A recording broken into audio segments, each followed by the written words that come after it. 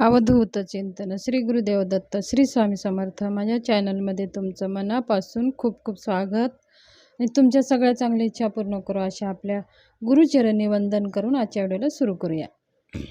चला तर मग आज आपला विषय आहे श्री स्वामी समर्थ सारामृतांचे दररोज 3 अध्याय कशासाठी वाचावे आणि स्वामी समर्थांची 11 माळी जप कशासाठी करावे त्याच्याविषयी मी माहिती सांगणार आहे। व्हिडिओ स्किप करू नका, पूर्ण पहा।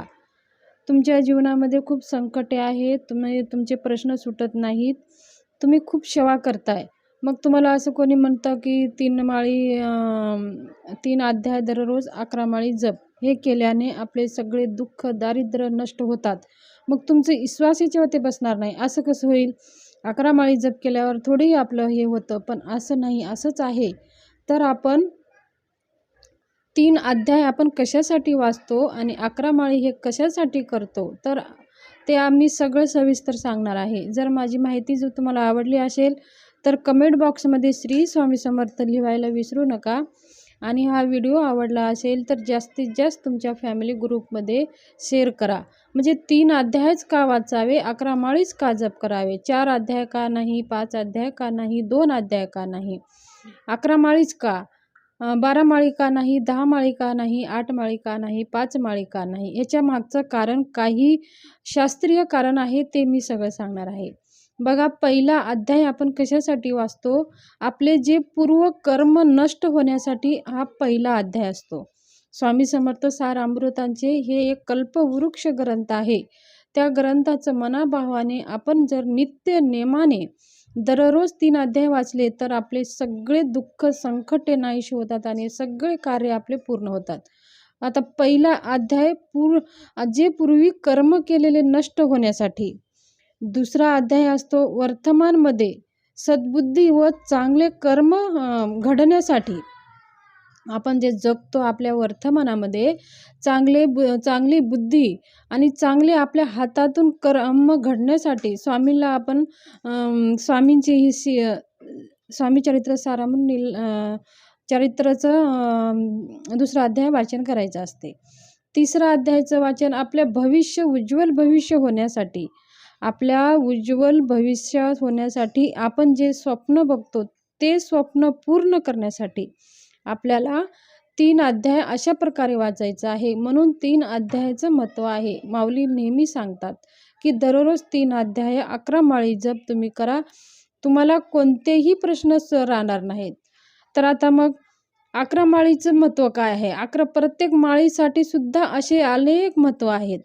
आपण पहिली माळ कोणासाठी जप करतो, ते गुरूंसाठी। गुरूंची कृपाशिवाय आपले कोणतेही कार्य पूर्ण होत नाही, म्हणून आपण पहिली माळ गुरूंना समर्पतेसाठी करतो।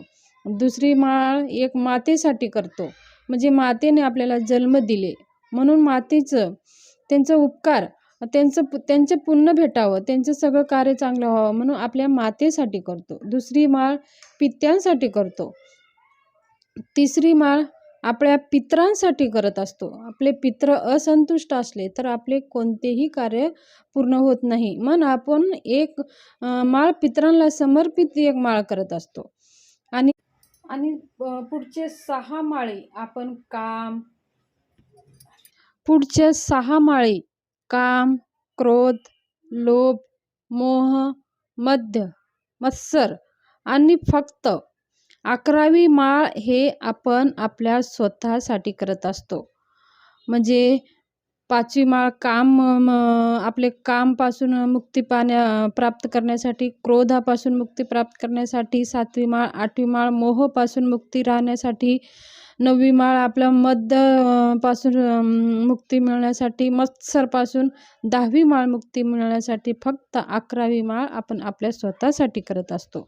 म्हणून पायरीने असे 11 माळी जप करत असतो। तो गुरुपासून तर अनुक्रमाने आपण प्रत्येक माळीच्या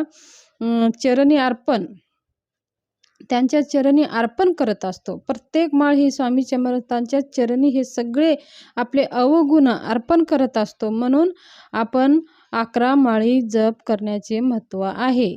नंतर आपले काम होते, मग कारण आपल्या आध्यात्मिक मार्गामध्ये सगळे काही बाधा आहेत, ते बाधा आणण्याचे काम करत असते ते कुणी सेवेमध्ये जवळचा मार्ग कळत नाही. कळत असतानासुद्धा हे काम, मोह, मत्सरामुळे आपण ते करत नाही. ह्या पायरीने जर आपण ही सेवा करत गेलो, स्वामी समर्थ मंत्राचे जप करत गेलो, तर आपण ह्या सगळ्या काम, क्रोध, मोह, लोभ, मत्सर ह्यापासून आपण सगळं मुक्त होतो आणि आपण स्वामी मार्गामध्ये सरळ सरळ इच्छेने सरळ अशा प्रकारे हे सगळे काम, क्रोध, मत्सरापासून आपण दूर झाल्यावर आपण स्वामीमय होतो आणि स्वामीला समर्पण भावाने आपण सेवा करत असतो.